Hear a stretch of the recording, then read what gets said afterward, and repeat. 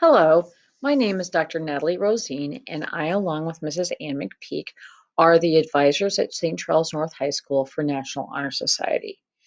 Lately, there have been lots of questions about our timeline for selection, and so we thought we would actually jump on and give you the selection process and kind of the way that it actually works here at our high school, since every high school is a little bit different. First of all, one of the questions that we often get is what is NHS and how is it different from other honor societies that we happen to offer at our school? National Honor Society is a nationally recognized organization.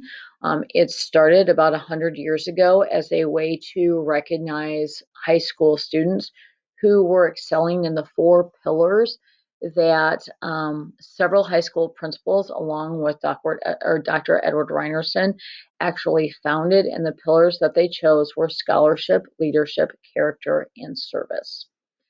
Since this time, after National Honor Society was developed, many subject-specific honor societies have been introduced as a way to be able to honor or recognize students who have passion or talents or who excel in a particular subject or academic area.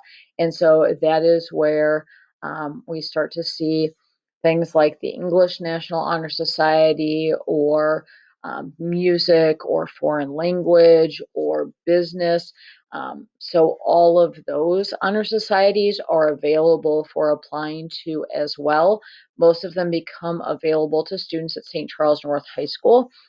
As a second semester sophomore, you want to listen to the announcements. You can always ask either in the Office of Student Life or in the College and Career Readiness Office for information about when those applications might be available or the advisor with whom to email or seek out if you have questions about it. But we are here to actually talk about NHS, so that kind of answers the difference between National Honor Society and the other subject-specific honor societies. The way our timeline actually works is the first thing that is going to happen is that there will be current sophomore students and junior students who at the end of first semester secure or have a cumulative GPA of 4.5 or above, either on a weighted or an unweighted scale. If that is the case, you will receive a letter home that invites you to actually apply. It will contain a classroom code that you can actually use to access the application once a meeting takes place. So the invitation to apply is kind of the first step. It does not guarantee that you will become a member of NHS. It basically just says that you are eligible to apply if you choose to do so. Just because you get the invitation does not mean that you must apply. That is a personal decision that you and your parents need to discuss about whether or not that is something that you would like to be involved in. In the invitation letter, we also will give you a meeting date and time and location. We have this meeting normally in March, and the purpose of this meeting is to go over the application process with the applicant, either a son or a daughter, and their parents or legal guardians.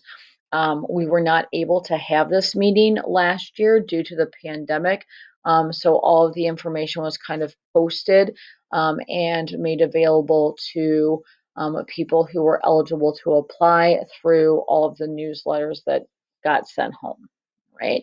But after we have that meeting, we go through and answer questions, talk to potential applicants and their parents about how the process actually works. All of the application documents go live on that Google Classroom page, right? From that time, students have about a month to a month and a half to be able to complete the application, right?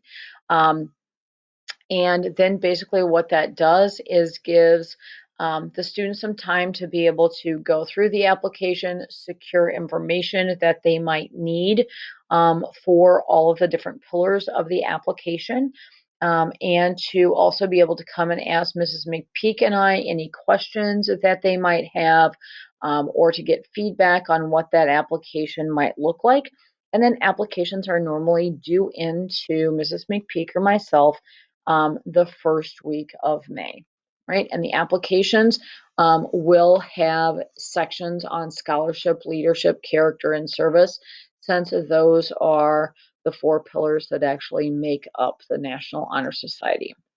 Once a sophomore or a junior happens to submit their application, all the applications that are received, Mrs. McPeak and I basically kind of get them ready, kind of sort them into the sophomore pile and the junior pile, kind of make sure that they are all ready to go. They are given to an anonymous review committee, and the role of that committee is to evaluate each application, which is a blind application, and they are looking for criteria for scholarship, leadership, character, and service pillars to determine each applicant's eligibility for becoming a member of the St. Charles North High School chapter for NHS. And then students are informed of the review committee's decision by the end of June.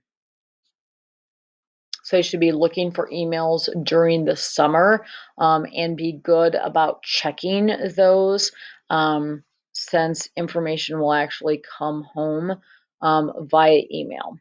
And then if they are invited to apply, then there is an induction ceremony to be able to welcome them. Our induction ceremony at St. Charles North High School has traditionally been in the spring, but since the pandemic began, we've moved it to the fall. And the induction ceremony is one that we utilize at our school to be able to celebrate and welcome all new members into our chapter of National Honor Society.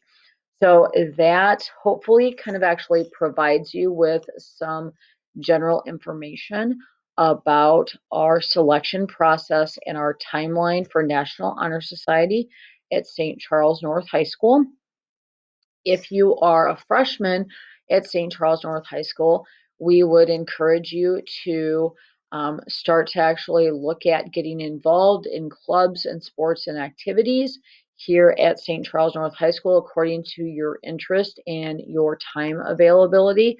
We would also encourage you to be involved in activities in our community according to your interest, whether that happens to be something, at the city level or a club level, or a church level, or a scouting level.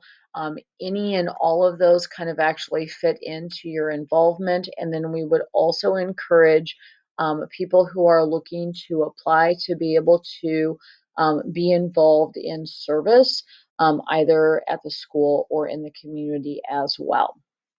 To be able to, spend time giving back and helping others, who might need it in each of those areas in order to be able to, kind of help document the service pillar of your application.